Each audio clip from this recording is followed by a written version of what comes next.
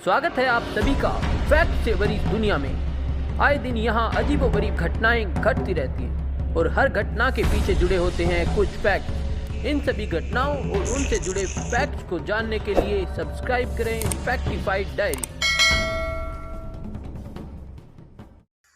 तो आज हम बात करने वाले हैं टोनी फर्नांडिस के बारे में, जिन्होंने अपनी मेहनत और लगन से न कि सिर्फ एक डूबती हुई एयरलाइंस कंपनी को खरीदा बल्कि उसे एक कामयाब एयरलाइंस भी बनाया।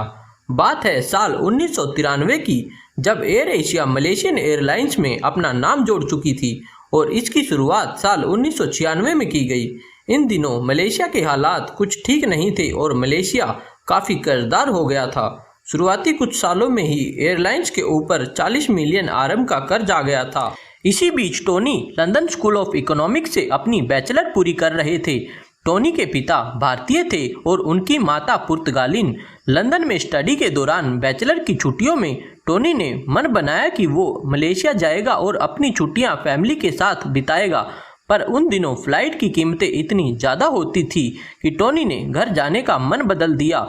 यही वो दिन था जब एक निराश हुए इंसान ने ये फैसला लिया कि वो एक दिन खुद की एयरलाइन शुरू करेगा और कम से कम कीमतों पर लोगों को हवाई सफ़र करने का मौका देगा। पढ़ाई कंप्लीट करने के बाद टोनी ने म्यूजिक कंपनी को ज्वाइन किया, जो कि पहले से ही घाटे में चल रही थी। टोनी अपनी मेहनत और सूझबूझ से इसको फायदे में ले आए।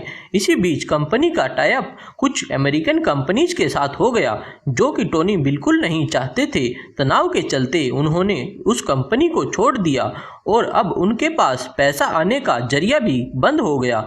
अब टोनी ने अपनी एयरलाइंस कंपनी शुरू करने की सोचा, जो कि उनकी शुरुआती इच्छा भी थी। टोनी ने एयरलाइंस लाइसेंस के लिए अप्लाई तो किया, पर उनको लाइसेंस नहीं मिल पाया क्योंकि उनके पास इतना पैसा नहीं था कि वो एक एयरलाइंस कंपनी को चला सकें। इसी बीच मलेशिया के हालात बद से बदतर होते जा रहे थे और मलेशियन गवर्नमेंट ने एयरलाइंस एयर एशिया को बेचने का फैसला किया, पर हालात ऐसे हुए कि कोई भी डूबती हुई कंपनी को खरीदने के लिए तैयार ही नहीं हुआ। इसी बीच मलेशिया के प्रधानमंत्री को टोनी के बारे में पता चला और उन्होंने टोनी को बातचीत के लिए बुलाया। उन्होंने टोनी से सवाल किया कि क्या वो एक एयरलाइंस कंपनी शुरू करने की सोच रहे हैं। इस पर टोनी ने निराश होकर जवाब दिया, सिर्फ सोचा ही है, पर ना ही उनके पास एयरलाइंस का लाइसेंस है और ना ही पैसा। तो इस पर प्रधानमंत्री जी ने टोनी से कहा कि क्या वो मलेशियन एयरलाइंस एयर एशिया को खरीदना पसंद करेंगे, पर ये इतना आसान नहीं था। इस पर उनकी कुछ शर्तें थी कि एयरलाइंस पर जो 40 मिलियन का कर्ज है वो टोनी को चुकाना होगा। मतलब साफ था कि 1 RM में वो टोनी को एयरलाइंस बेच तो देंगे, पर एयरलाइंस के साथ साथ उस पर आया 40 मिलियन का कर्ज भी आपको लेना होगा।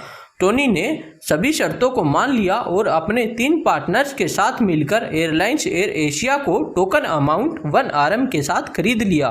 टोनी ने अपनी मेहनत और सूझबूझ से 6 मंथ के अंदर ही एयरलाइंस को प्रॉफिट मार्किंग में ले आए और आने वाले 2 साल के अंदर ही एयरलाइंस को कर्ज मुक्त भी कर दिया। टोनी ने एयरलाइंस को नाउ एवरीवन कैन फ्लाई का नारा दिया और कुछ ही समय में एयरलाइंस को 26वीं रैंकिंग और कम बजट एयरलाइंस में पहले नंबर पर ले आए।